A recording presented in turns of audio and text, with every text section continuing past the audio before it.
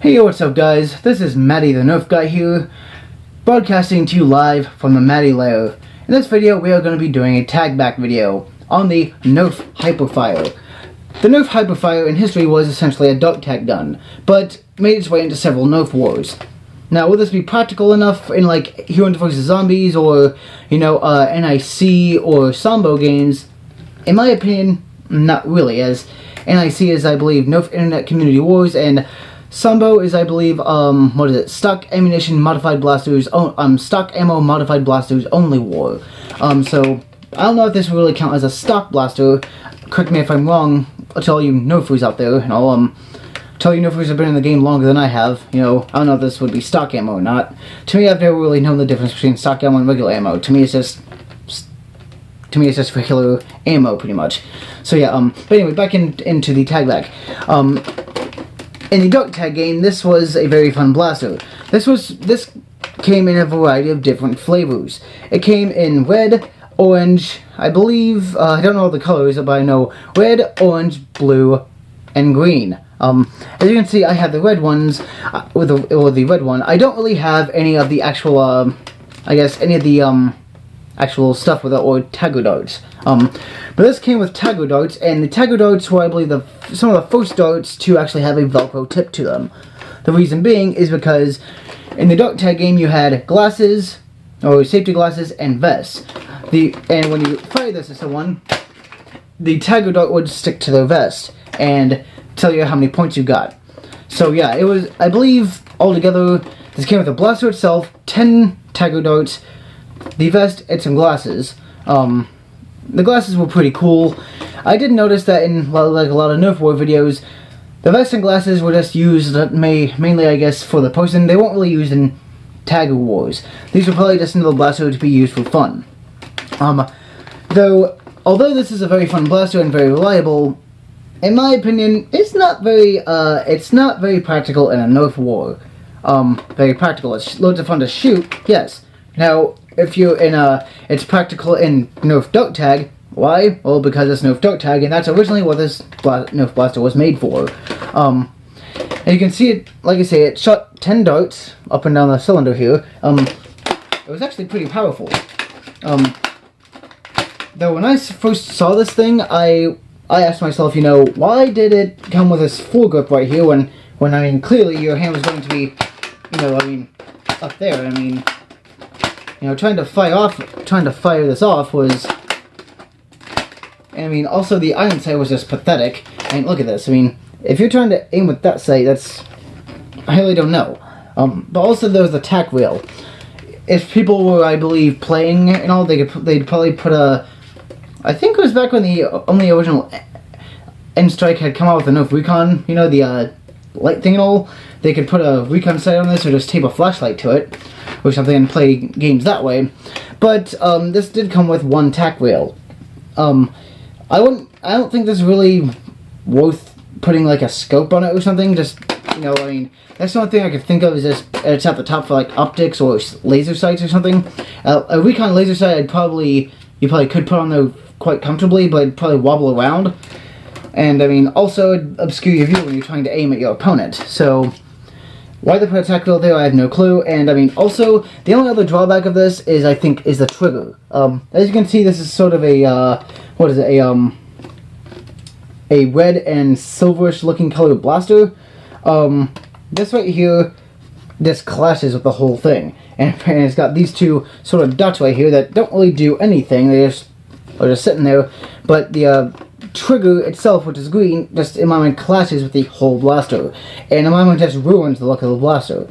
Had Nerf chosen to do had Nerf chosen to do like an actual like red, or I guess like a red trigger or something, like a trigger that was red or something and all, I'm pretty sure this would have been a fairly good blaster, but in my mind this just ruins the looks of the blaster and all.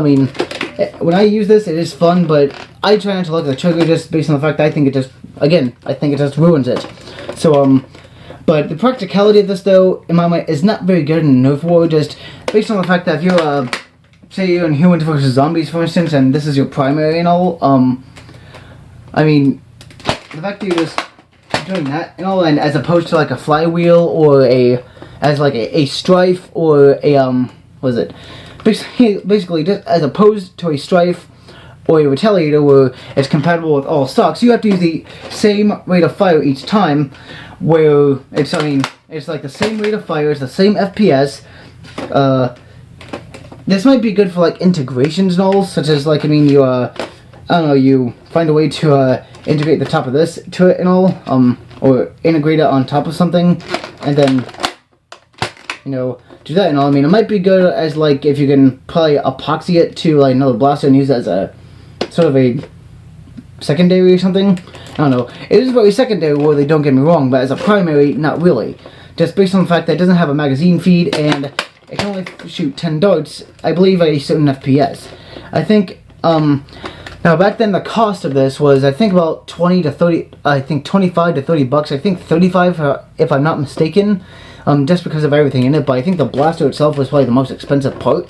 Probably running around, I don't know, I think 21 bucks and all, I think, just for the blaster itself probably, and then the rest of the stuff like the glasses, goggles, and vest, you know, coming with it, will probably contribute to that. So average cost of this back then was about 25-30 bucks, I believe. After taxes, probably around $31-32. So yeah, it wasn't really very cost effective, but it was tons of fun to play with.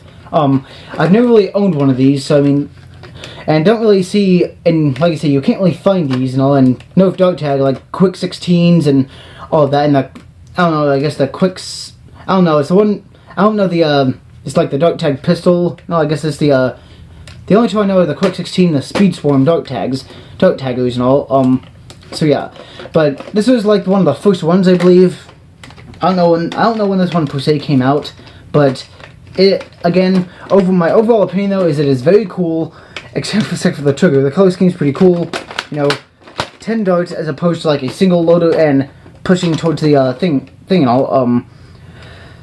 Now, in my mind, I will probably be carrying this as, if you look to Evan Butler and all, on his channel, Evan Butler, I had sent him a care package.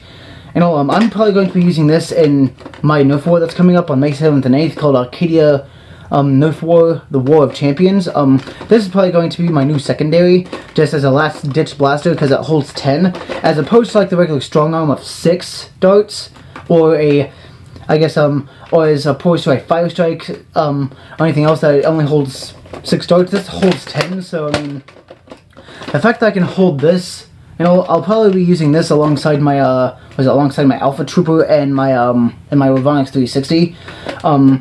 Again, I'm, you know, just about, let's say, for me, I'm about more along the lines of conserving ammunition, but in case I have to pull this and just, if I can just prime it, and as I'm reloading, if I need to, like that as a last-ditch blaster, it's pretty good. So, this is probably good as a last-ditch blaster in NERF War, but not really good to be used as a primary, just based on its, low capacity and slower rate of fire, and also FPS, feet per second.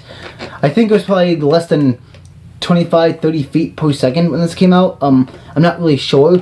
Range claims weren't always what they appeared, so the only thing I believe will be a phonograph, I believe.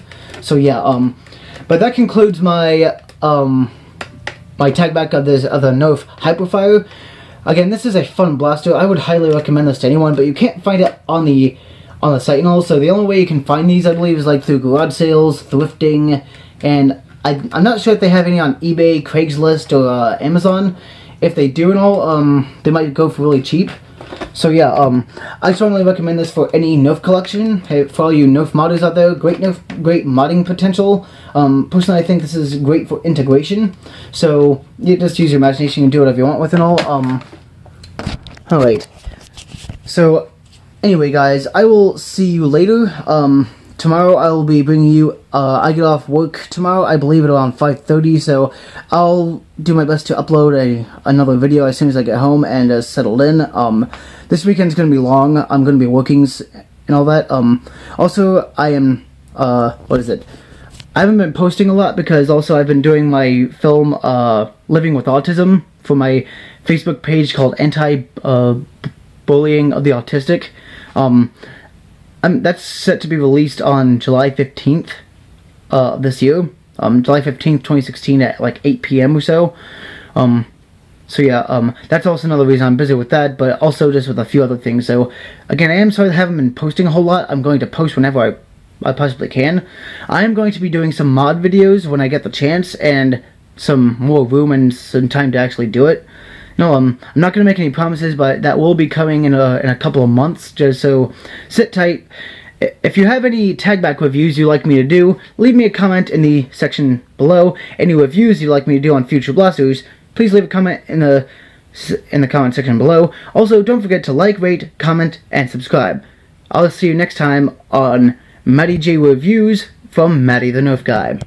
Peace out, y'all.